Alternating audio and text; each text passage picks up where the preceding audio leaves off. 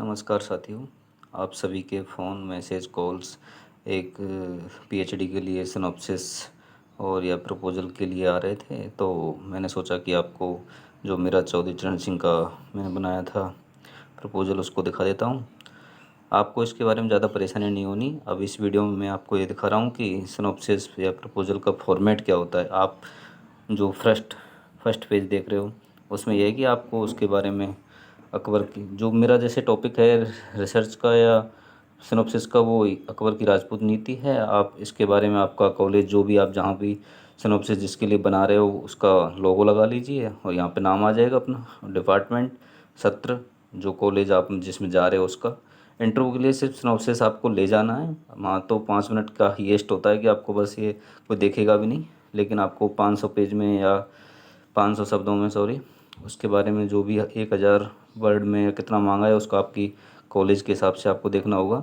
तो इसमें आपको 4-5 टॉपिक जो मैंने जो बनाए हैं उसको आप देख लीजिए, उसके आधार पे आप बना लीजिएगा। सबसे पहले आता है research introduction. Research introduction, research objective. पहला रिसर्च इंट्रोडक्शन, कि आपकी रिसर्च किसके बारे में है, और दूसरा रिसर्च ऑब्जेक्टिव क्या है आपका, मेन ऑब्जेक्टिव पे ध्यान दीजिए। और एक है आपका तीसरा पॉइंट आता है रिसर्च लिटरेचर रिव्यू, कि आपने क्या क्या आपका साहित्य रहेगा उसके बारे में आपका क्या क्या रिव्यू है। और चौथा आएगा रिसर्च क्वेश्चन। रिसर्च क्वेश्चन आपका मेन इंपॉर्टेंट ये रहता है, इसके बारे में आप सबसे ज़्यादा ध्यान दीजिएगा, क्योंकि रिसर्च क्वेश्चन से आपके इंटरव्यू में क्वेश्चन पूछे जाएंगे।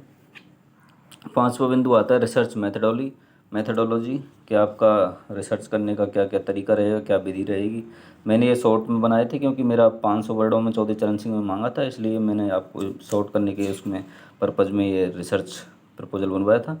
आप इसको बढ़वा भी सकते हो, जैसे महाराजा सूरजमल का या और भी 1000 या 1500 शब्दों में मांगते हैं, तो वहाँ आप इसको विस्तार से लिख सकते हो। मेरा छठवां टॉपिक था रिसर्च गैप।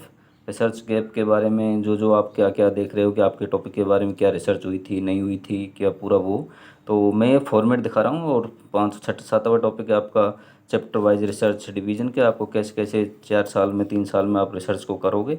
जैसे मेरा परिचय था ऐतिहासिक संदर्भ, अकबर की राजपूत नीति, प्रमुख गठबंधन प्रभाव, सैन्य अभियान और संघर्ष, अकबर की राजपूत नीति, सामाजिक आर्थिक प्रभाव, प्रशासनिक एकीकरण, शासन, अकबर की राजपूत नीति के दीर्घकालिक प्रभाव, आलोचना और विवाद। ये मेरा पूरा रिसर्च का जो हमारा इंटरव्यू हुआ था उसके बारे में पूरा दिया हुआ था। तो आपको कुछ नहीं करना है, मेन रिसर्च प्रपोजल बनाने का मैं ये सिर्फ फॉर्मेट दिखा रहा हूँ इस वीडियो में।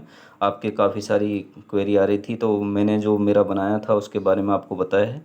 और मैं एक वीडियो शूट करके बताऊँगा कि आपको कैसे एक प्रपोजल बनाना है, क्योंकि मैंने जब प्रपोज़ल की शुरुआत की थी बनाने के लिए तो काफ़ी परेशानी हुई। हालांकि मेरे सीनियर थे जो प्रदीप भाई वगैरह जो कर रहे हैं ऑलरेडी पीएचडी, तो उन्होंने काफ़ी मदद की। लेकिन मैं आपको एक शॉर्ट तरीका बताऊंगा कि उसको आप मात्र 2-3 दिन में आप प्रपोज़ल को तैयार कर लोगे। नहीं तो काफ़ी मोटी भारी भरकम फीस ले लेते हैं जो प्रपोज़ल बनाते हैं। तो सभी साथियों को प्रपोज़ल का एक फॉर्मेट देख लीजिए। फॉर्मेट ऐसा बनाना है आपको, फॉर्मेट में आप कोई सी भी अगर कहीं पे भी अगर अन्यत्र भी अगर आप इंटरव्यू देते हो तो आप सिर्फ ये नाम चेंज होगा और बाकी का वही रहेगा, और सत्र देख लेना बस।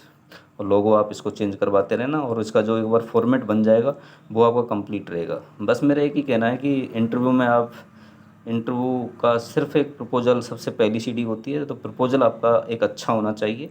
और उसमें प्राइमरी सोर्स और सेकेंडरी सोर्सों पर ध्यान दीजिए, क्योंकि प्राइमरी सोर्स और सेकेंडरी सोर्स के आधार पर आपको इंटरव्यू में क्वेश्चन पूछे जाते हैं। तो मैं समझता हूँ कि इसके फॉर्मेट के द्वारा आपको कुछ समझ आया होगा, और मैं एक वीडियो पूरी शूट करके आपको डाल दूंगा कि किस हिसाब से आपको बनाना चाहिए, क्या क्या उसमें आपको लेना है, कैसे कैसे आपको प्रपोजल और सिनॉप्सिस तैयार करना है। ज़्यादा परेशान होने की ज़रूरत नहीं है, आप लगातार लगे रहिए। थैंक यू दोस्तों।